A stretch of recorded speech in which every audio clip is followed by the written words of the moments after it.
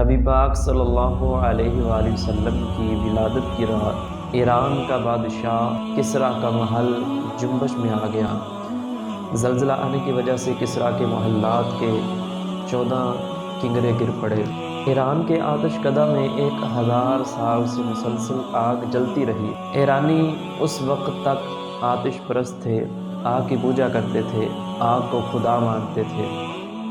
ایرانیوں کا ایک حفاظتی محکمہ تھا جو ہر وقت آگ کی حفاظت کرتا تھا۔ تیز ہوا چل جائے یا بارش کا امکان ہو، ایرانیوں کو فکر پڑ جاتی تھی کہ ہوا اور بارش ہمارے خدا کو بجھا نہ دے۔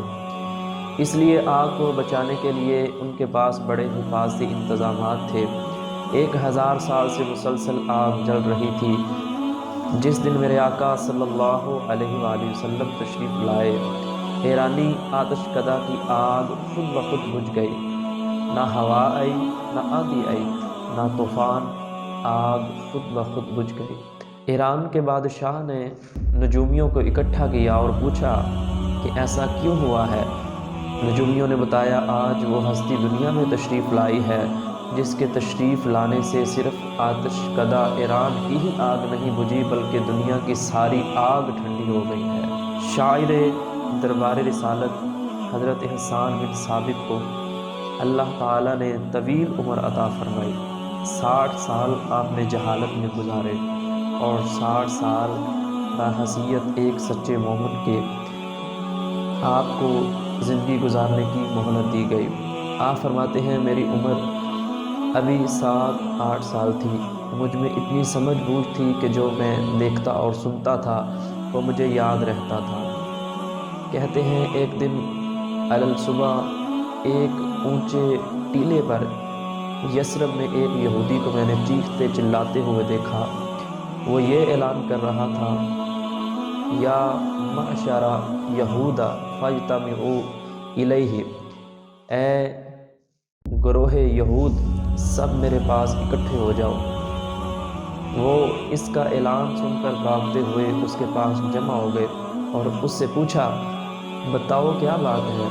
اس نے کہا کہ وہ ستارہ طلوع ہو گیا ہے جس نے اس شب کو طلوع ہونا تھا، جو بعض کتب قدیمہ کے مطابق احمد صلی اللہ علیہ وآلہ وسلم کی ولادت کی رات ہے۔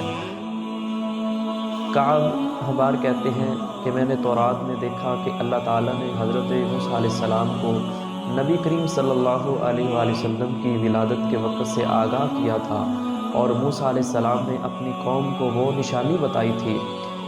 آپ نے فرمایا تھا کہ وہ ستارہ جو تمہارے نزدیک فلاں نام سے مشہور ہے، جب اپنی جگہ سے حرکت کرے گا تو وہ وقت محمد مصطفیٰ صلی اللہ علیہ وآلہ وسلم کی ولادت کا ہوگا۔ اور یہ بات بنی اسرائیل میں ایسے عام تھی کہ علماء ایک دوسرے کو بتاتے تھے اور اپنی آنے والی نسل کو اس سے خبردار کرتے تھے۔ حضرت عائشہ صدیقہ رضی اللہ تعالی عنہ سے مروی ہے، آپ ان لوگوں سے روایت کرتی ہیں جو ولادت باسعادت کے وقت موجود تھے۔ آپ نے کہا، مکہ میں ایک یہودی سکونت پذیر تھا۔ جب وہ رات آئی جس میں اللہ کے پیارے رسول کی ولادت باسعادت ہوئی تو اس یہودی نے قریش کی ایک محفل میں جا کر پوچھا کہ اے قریش، کیا آج رات تمہارے ہاں کوئی بچہ پیدا ہوا ہے؟ قوم نے اپنی بے خبری کا اظہار کیا۔ اس یہودی نے کہا کہ میری بات خوب یاد کر لو، اس رات اس آخری امت کا نبی پیدا ہوا ہے، اور اے قریشیو، وہ تمہارے قبیلہ میں سے ہوگا اور اس کے کندھے پر ایک جگہ بالوں کا گچھا ہوگا۔ لوگ یہ بات سن کر اپنے اپنے گھروں کو چلے گئے۔ ہر شخص نے اپنے گھر والوں سے پوچھا۔ انہیں بتایا گیا کہ آج رات عبداللہ بن عبد المطلب کے ہاں ایک فرزند پیدا ہوا ہے جس کو محمد کے بابرکت نام سے موسوم کیا گیا ہے۔ لوگوں نے یہودی کو آ کر بتایا۔ اس نے کہا، مجھے لے چلو اور مجھے وہ مولود دکھاؤ، مجھے وہ بچہ دکھاؤ۔ چنانچہ وہ اسے لے کر حضرت آمنہ کے گھر آئے۔ انہوں نے حضرت آمنہ کو کہا کہ ہمیں اپنا فرزند دکھا دو۔ وہ بچے کو اٹھا کر ان کے پاس لے آئیں۔ انہوں نے اس بچے کی پشت سے کپڑا ہٹایا۔ وہ یہودی بالوں کے اس گچھے کو دیکھ کر غش کھا کر گر پڑا۔ جب اسے ہوش آیا تو لوگوں نے پوچھا، تمہیں کیا ہو گیا؟ تو اس نے بصد حسرت کہا کہ بنی اسرائیل سے نبوت ختم ہو گئی۔